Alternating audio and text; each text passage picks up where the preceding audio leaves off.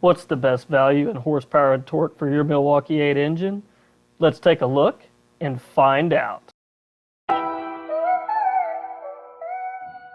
So you've got your Milwaukee 8 engine, you've done your stage 1, got them great sounding pipes, that good looking air cleaner, got your tune done, and now you've been riding it a while and you're starting to feel like it's lacking again.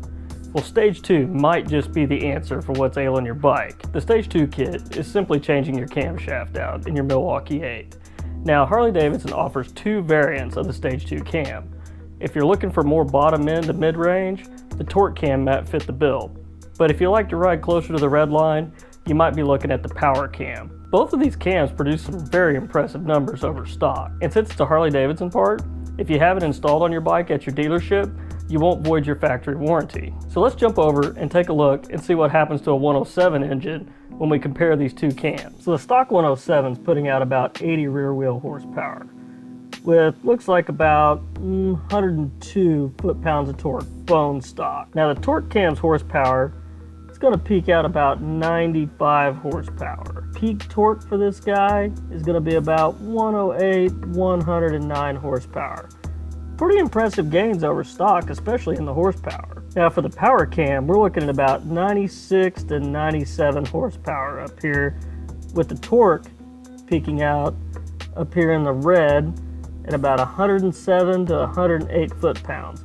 So just a little less peak torque than the torque cam. So both these cams are actually pretty close in power. Well, that was kind of a surprise to see on that 107 engine. Both those cams produce pretty close power numbers. I really thought there'd be a bigger difference between the torque and power cam. Let's go take a look at the 114 and see what kind of differences we have there. Here we have the stock 114 engine. Horsepower comes in about 88 to 89 horsepower, with peak torque being right at 110 foot-pounds. Now the stage 2 torque cam is going to put out about roughly 119 peak foot-pounds of torque. The torque cam's horsepower is going to produce roughly about 98 to 99 horsepower. Now the power cam in the 114, peak torque for the power cam in the 114 is going to be right at 110 foot-pounds.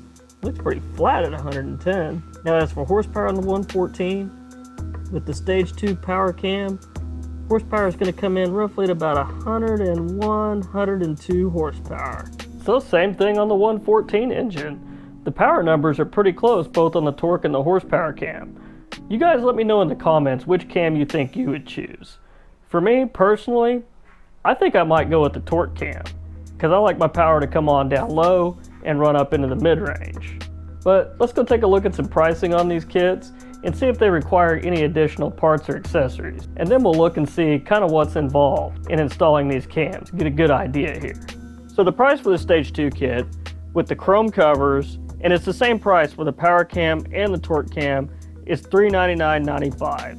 And that includes the push rod covers, some adjustable push rods, and the cam. Now if you decide to go with black push rod covers, they're $429.95. But with the black covers, the price is the same for the torque kit or the power kit.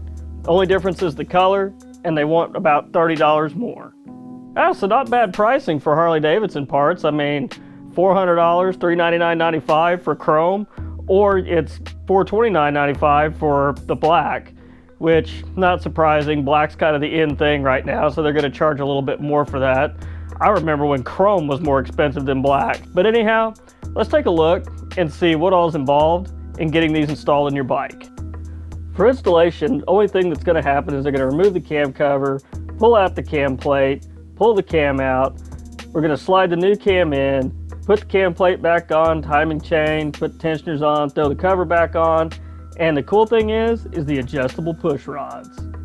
That makes it a lot easier for installation. So for installation, instead of actually taking the valve cover off and getting the valve spring pressure off, they're just going to take a set of bolt cutters, yes, bolt cutters, literally, and cut through your push rods and your push rod tubes. All in one foul swoop, cut them, remove it, all the tension's off, nothing to worry about. Go ahead, open up the cam cover, pull the cam plate, timing chain, tensioners, all that out, swap the cam, throw it back in, just like we saw on the diagram. The only thing that I have a thing about adjustable push rods. Some guys love them, some guys hate them, but for me, it's those threads in there. Even though there's a lock nut in there, for me personally, there's a chance that those threads could come loose. And if it comes loose and that thing starts working its way around in there and the length of it changes while the bike's running, bad things are going to happen. Things we'd rather not happen. So that is the one good thing about buying the Screamin Eagle parts, is if you have a warranty, if you're still under warranty or you bought an extended warranty, well, the whole stipulation is you have to have it done at the Harley dealer. These parts will maintain your warranty if they're done through your Harley-Davidson dealer. So if you're just under your factory 2-year warranty, it won't void that. Or if you happen to buy an extended warranty, it won't void that either. And I think those extended warranties go all the way up to, I think you can purchase them up to about 7 years. So it might be worth the cost of having it done at the dealer. And the Milwaukee 8 with the 4-valve heads, they respond very, very well to just a cam swap. And these are just a Screamin Eagle cam swap. These aren't even some really high lift aftermarket cams. But you get into some of the more aggressive cams, and then you're going to be looking at having to purchase new valve springs and get those changed out as well. So that'll be an added cost if you decided to go with a more aggressive cam. But the idea of the Stage 2 kit is a low-cost upgrade that gives you a major gain in horsepower. I mean, looking at the charts, I think roughly we were looking at about at least 10 horsepower at the rear wheel. No matter which cam you choose, whether it be the power kit or the torque kit, either way, you're getting roughly about 10 extra horsepower, even out of the torque kit. The only real difference is where that power comes on. With the torque kit, you're getting it kind of right off the line, up into the mid-range, and then a little bit past the midway point. Now, with the power kit, that's coming on in the upper RPM range. That's coming on way up there. So if you normally ride wide open and you ride aggressively, power kit's where it's at. But if you're like me, personally, I'm usually under about 5,000 RPMs. The highest I usually rev out to is maybe 4,500. So for me, the torque kit would be what I would choose personally. But yeah, let me know in the comments, guys. I mean, would you prefer the power kit or the torque kit? Or would you not even buy the Screamin Eagle parts? Would you go ahead and get something aftermarket, something more aggressive, go ahead and do springs? I mean, I haven't really delved into the aftermarket parts out there, and there's a lot of them. We all know S&S is a good source to go with.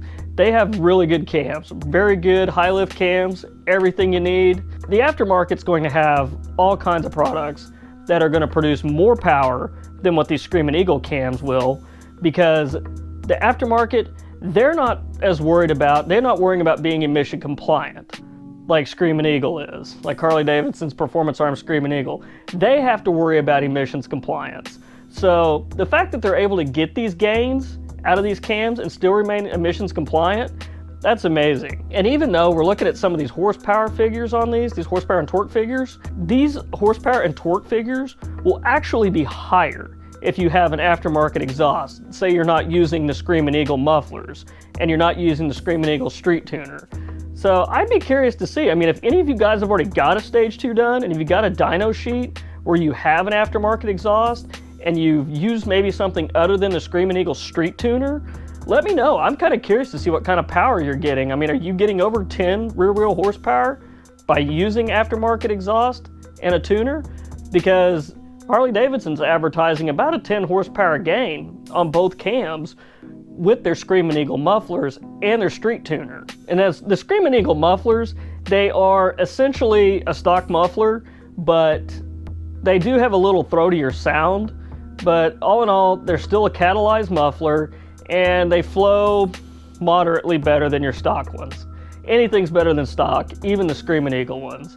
So guys, please let me know what you're running on your bikes, and be sure to hit the like button, and don't forget to subscribe if you're not already. I really appreciate you guys watching. Spring's just right around the corner, so if you're thinking about getting an upgrade done, go ahead and get it tore down. Get it done now so we can get out riding this summer. All right, guys, I'll catch you next week. Thanks for watching.